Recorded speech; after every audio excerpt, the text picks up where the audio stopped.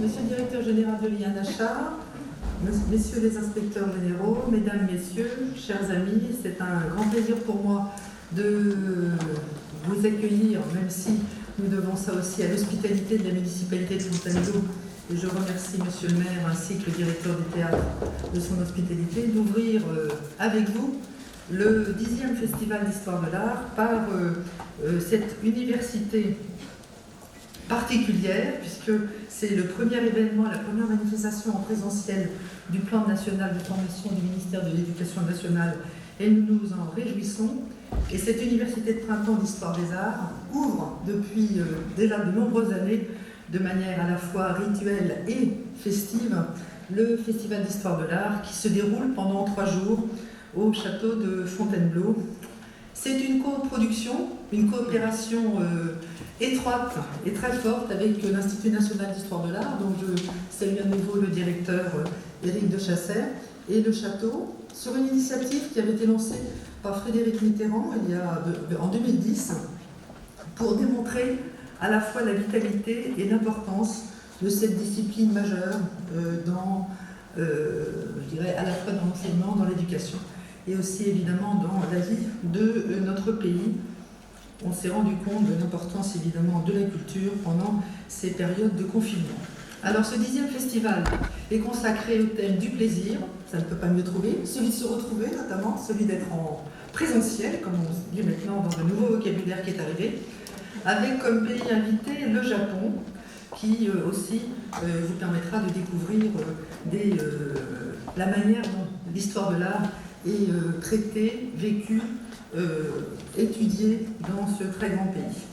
Nous avons 230 événements cette année en présentiel, contre 280 d'habitude, et il y aura une vingtaine de tables rondes qui vont se dérouler en direct avec le Japon et qui nous permettront à la fois d'abolir les distances, les questions de langue, puisqu'il y aura des traductions simultanées aussi, mais surtout de pouvoir communiquer autour de l'amour et de l'exigence de l'histoire de l'art.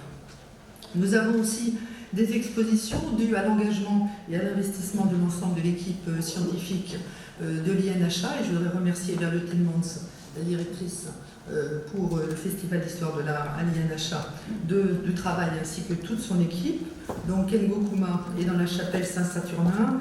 Il y a aussi une très très belle programmation du maître Kurosawa Kiyoshi qui clôturera la programmation cinéma de notre ami et partenaire, le cinéma d'arrêt d'essai qui est juste à côté et qui accueille de nombreux films japonais pendant les 3 jours. Et nous aurons aussi des artistes aussi importants que Matsutani Takesada, qui a une exposition en ville et qui sera parmi nous. Mais la présence d'artistes majeurs est celle non seulement aussi d'artistes japonais évidemment, mais aussi d'artistes français. Et je voudrais saluer et remercier très chaleureusement Gérard Garousse qui nous fait le plaisir et l'honneur d'être là ce matin pour dialoguer avec Éric de Chasset pour ouvrir cette université de printemps et pour témoigner des grands enjeux de l'art contemporain et de la manière dont finalement l'art inspire et fonctionne dans notre vie. Il y aura aussi Annette Messager, en fin de matinée, qui prononcera la conférence inaugurale, Jeanne Balibar, Hélène Delprat, et j'en passe et des meilleurs, comme on dit, dans les meilleures pièces de théâtre. Je voudrais vraiment vous dire à quel point il est important pour l'ensemble des partenaires que nous sommes que cette dimension d'éducation artistique et culturelle, d'enseignement de l'histoire des arts nous rassemble dans un partenariat très étroit entre les institutions du ministère de la Culture, de l'Éducation nationale et de l'enseignement supérieur, puisque l'INHA est à la double tutelle ministère de la Culture, enseignement supérieur. Et nous nous réjouissons aussi de l'ancrage territorial de ce festival qui fédère aussi les acteurs locaux autour de la culture avec des thèmes liés au thème, donc le plaisir cette année, et aussi aux pays invités. Et vraiment, je voudrais remercier aussi bien Fontainebleau Tourisme, la mairie de Fontainebleau, le Conseil général de Seine-et-Marne et le Conseil régional d'Île-de-France pour leur activité, ainsi que nos mécènes japonais qui sont aussi nombreux cette année autour de nous. Comme vous le comprenez, c'est un vrai plaisir de vous accueillir aujourd'hui. Nous en sommes très heureux. Il y a aussi une très jolie exposition au château qui raconte et présente pour la première fois depuis Napoléon III les cadeaux diplomatiques que l'avant-dernier shogun fit à l'empereur et à l'impératrice Eugénie lors de sa visite officielle en 1863-64. Donc vous pourrez l'admirer dans ce qu'on appelle l'appartement Mérimée. L'ensemble du château aussi est ouvert à votre découverte. C'est un livre d'art à lui tout seul, ouvert au public, mais l'art ne fonctionne que dans le regard des autres, que dans la manière dont on apprend aux autres à voir et à apprécier l'art. Donc c'est ce que je vous souhaite. Apprenez beaucoup de choses. Sachez transmettre aussi cette passion de l'art que vous avez et que vous portez en vous. Et merci aussi aux très grands artistes qui sont là, qui vont nous aider à nous convaincre que l'art et le plaisir sont des choses qui fonctionnent très bien ensemble. Merci beaucoup à tous.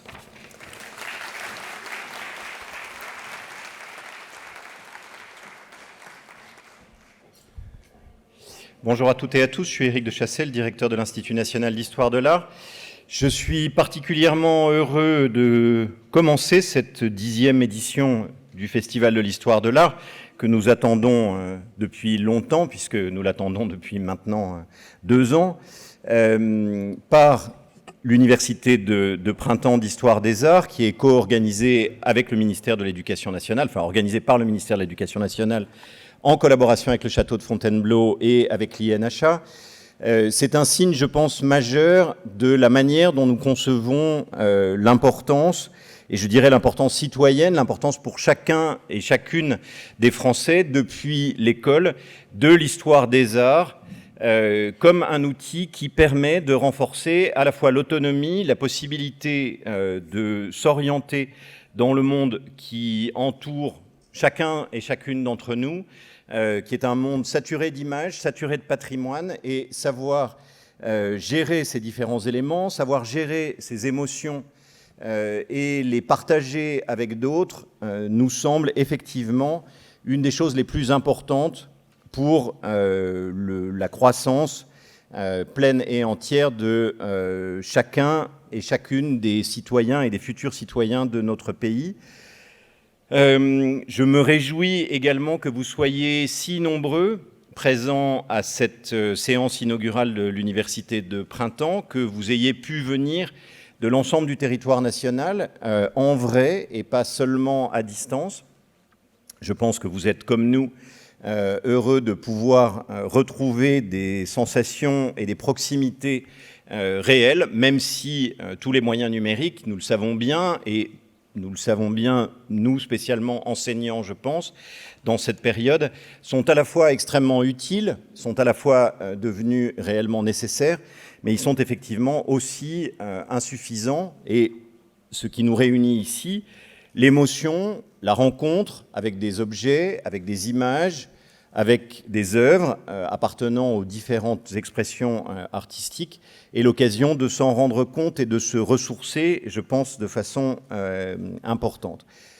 Je voudrais souligner ici le plaisir qu'il y a eu à travailler avec les organisateurs de cette Université de Printemps d'Histoire des Arts, de continuer à travailler, puisque nous travaillons sur de nombreux projets avec le ministère de l'Éducation nationale, et en particulier avec les inspecteurs généraux Philippe Gallet et Fabien Oppermann, que je salue ici, avec Claire Lingenheim également. Je rappelle que l'INHA est destinataire d'une lettre de mission conjointe du ministère de la Culture et du ministère de l'Éducation nationale pour la mise en place de ressources pour la formation des enseignants d'histoire des arts, et que nous sommes en train de travailler, après avoir réalisé un premier vademecum sur le patrimoine de proximité pour les enseignants du premier cycle, à un vademecum sur l'histoire des arts pour le collège, qui sera prêt cet automne, et avec une finalisation dont je ne sais pas encore exactement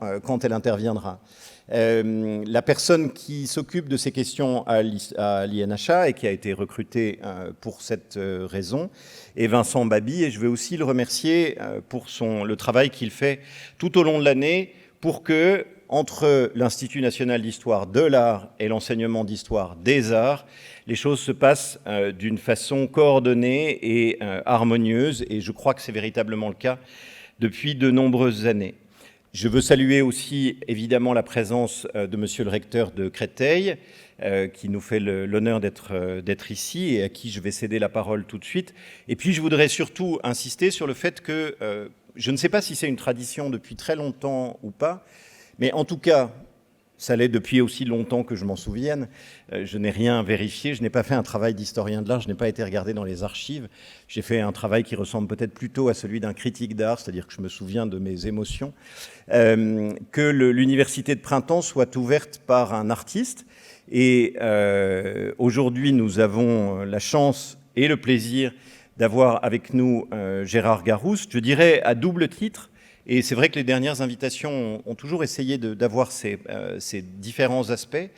Gérard Garouste, à la fois comme l'un des artistes les plus importants vivant au monde, singulièrement en France, mais de façon véritablement internationale, d'une part, avec une œuvre à la fois de peinture, de sculpture à certains moments, et puis d'autres aspects sur lesquels nous reviendrons, qui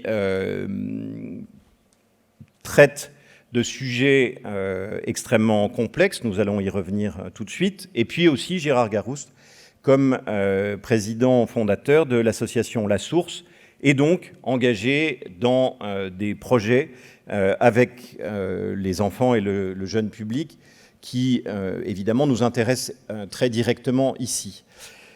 Merci Gérard Garouste d'avoir accepté d'être avec nous ce matin.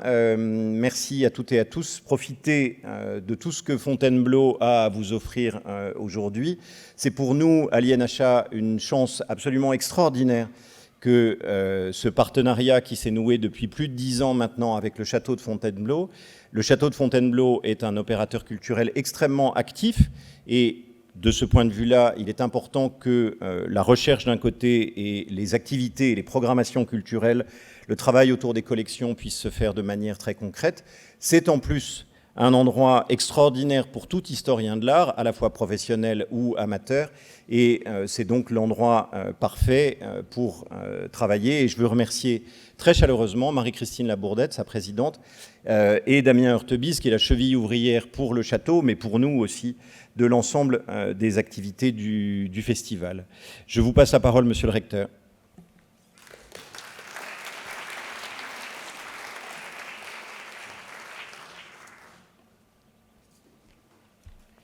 Bien, bonjour à toutes et à tous. Moi, je suis le recteur de l'Académie de Créteil et je vais parler pour les non-christoliens.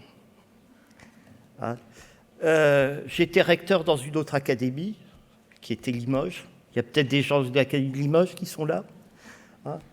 Je sais, quand on est à Limoges, ce qu'on pense de l'Académie de Créteil. Bon. Alors, l'Académie de Créteil, c'est quoi? Eh bien, l'Académie de Créteil, d'abord, c'est une sorte de monstre administratif, né il y a exactement 50 ans, on va fêter les 50 ans, et qu'avec 2 départements complètement urbains, la Seine-Saint-Denis et le Val-de-Marne, un établissement scolaire tous les 400 mètres, et un département qui, à lui seul, fait la moitié de l'Île-de-France, qui est la Seine-et-Marne, où nous nous trouvons aujourd'hui. Donc, il n'y a pas d'homogénéité, il y a une hétérogénéité complète, du moins du point de vue géographique. Alors, moi, j'ai coutume de dire, mais un certain nombre de ceux qui sont ici le savent, que Créteil est la plus belle académie du monde. Pourquoi Créteil est-elle la plus belle académie du monde? Bien, je vais vous expliquer en quelques mots pourquoi. Il suffit de comparer 2 cartes. La première, eh bien, c'est celle des revenus en Île-de-France.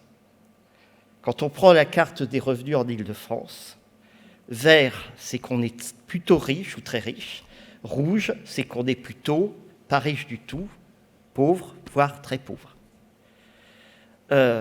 Paris, eh bien, il y a 3 arrondissements avec un peu de rouge, d'orange. Versailles, il y a un ensemble vert avec des isolats rouges, Mantes-la-Jolie, Trappes, etc.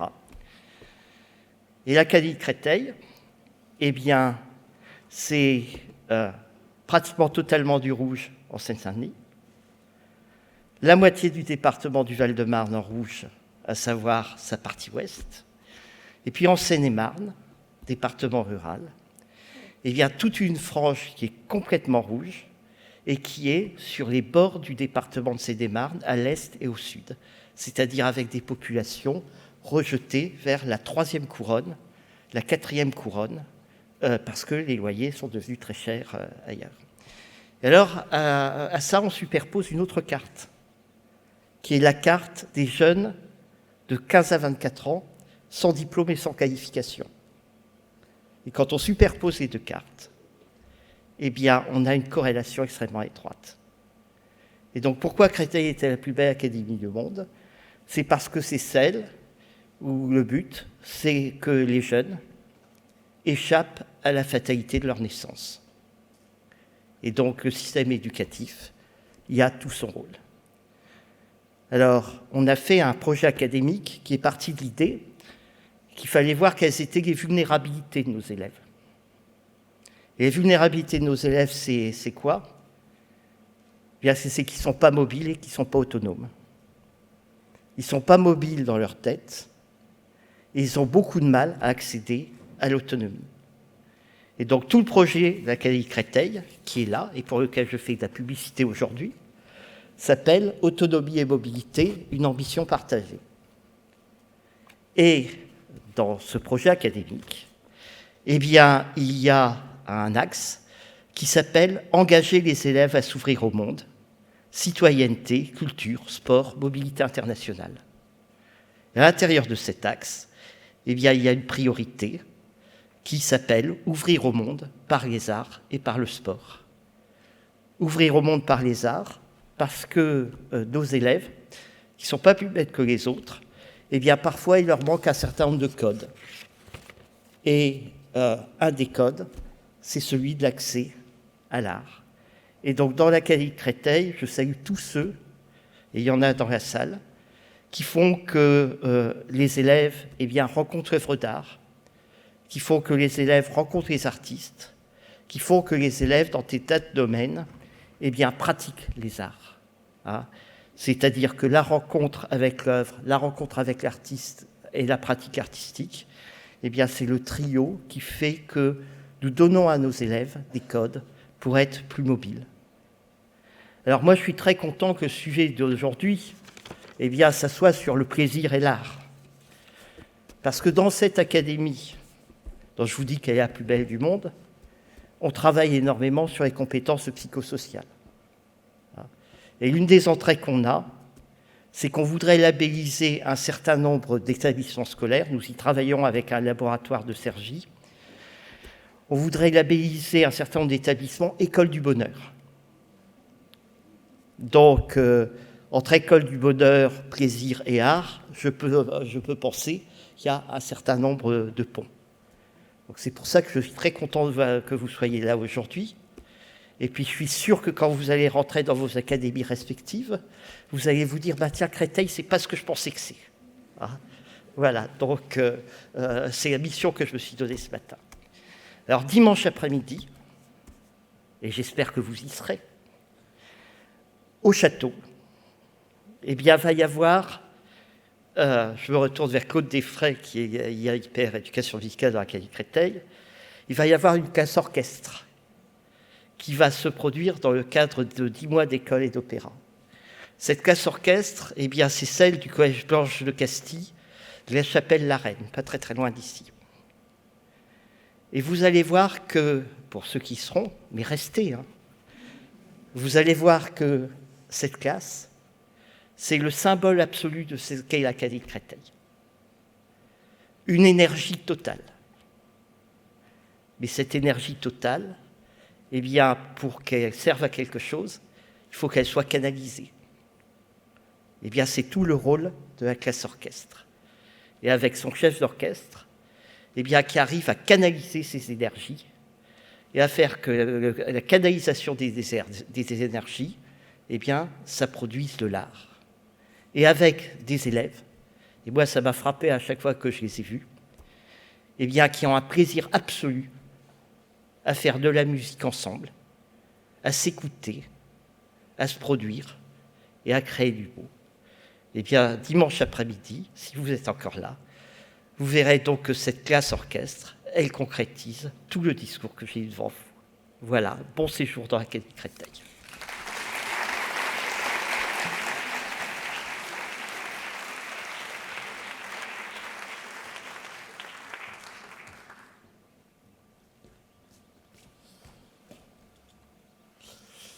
Bonjour messieurs, dames, madame la présidente, monsieur le directeur général, monsieur le recteur. La tâche n'est pas simple, vous avez évidemment tout dit, ou en tout cas l'essentiel de ce qui me paraît nécessaire de souligner. Je me présente, Philippe Gallet, inspecteur général, je parle en nos deux noms, celui de Fabien Oppermann qui est ici présent au deuxième rang.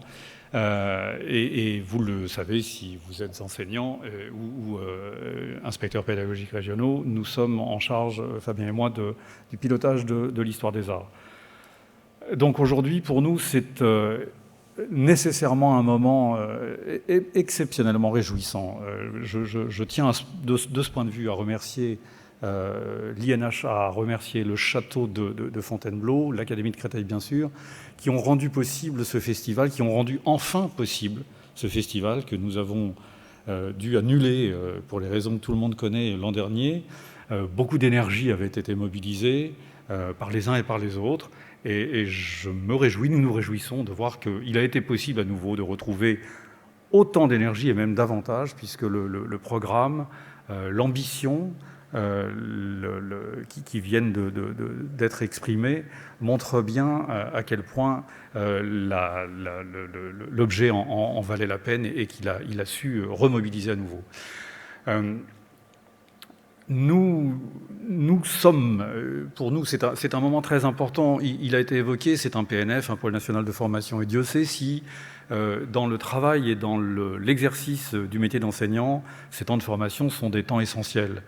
Il s'agit de réactualiser, il s'agit de revitaliser des connaissances, d'animer à nouveau, d'impulser, de retrouver de l'énergie.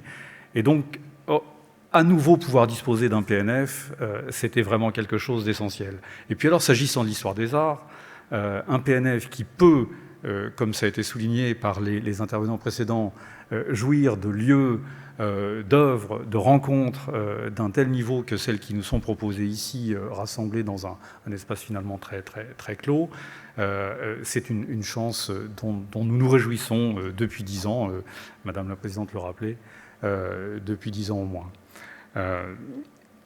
Enfin, peut-être un dernier mot sur le thème. Le thème général du Festival d'Histoire des Arts, c'est le plaisir. Et nous l'avions décliné, s'agissant de l'Université de Printemps d'Histoire des Arts, en le plaisir à l'œuvre. Évidemment, cette déclinaison nous permet d'engager un nombre considérable d'enjeux. Je suis certain que les ateliers permettront, et les conférences permettront de les éclairer les uns et les autres. L'un des enjeux principaux, et cela fait écho à des échanges que nous avions en amont de cette ouverture avec M. Gérard Garousse, que je remercie, que nous remercions également, Fabien et moi, de sa venue, et donc je remercie à titre personnel pour l'échange que nous avons eu il y a quelques instants. C'est le plaisir de la transmission et celui également de la question de la place du plaisir dans l'apprentissage et dans l'apprentissage de la relation à l'art. Je ne développe pas, mais il ne fait aucun doute que nous avons tous au cœur ces questions. Quelle place donner au plaisir? Est-il premier? Est-il un outil, un moteur? Faut-il au contraire le tenir à distance? Enfin bref, il y a là, je crois, un ensemble riche et très dynamique de questionnements. Voilà, juste avant de vous laisser profiter, pour ne pas retarder inutilement l'échange évidemment riche et passionnant que Gérard Garousse aura avec Éric Dechassé, je voulais rappeler effectivement, et ça a été souligné à plusieurs reprises par les interlocuteurs précédents, par la beauté finalement, j'en étais frappé en entendant mes trois prédécesseurs tout à l'heure, autour de l'art, autour de l'histoire de l'art, de l'histoire des arts, comme le soulignait habilement Éric Dechassé tout à l'heure, et autour de l'éducation artistique et culturelle. Ce qui est à noter, c'est là encore la mobilisation, c'est à la fois quelque chose que l'on répète depuis une quarantaine d'années et qui est toujours à construire, mais au moins aujourd'hui, une réunion comme la nôtre, pour ces 3 jours, montre que lorsque les ministères travaillent ensemble, lorsque les énergies individuelles, et Éric de Chassey a salué le travail des uns et des autres, je dois souligner également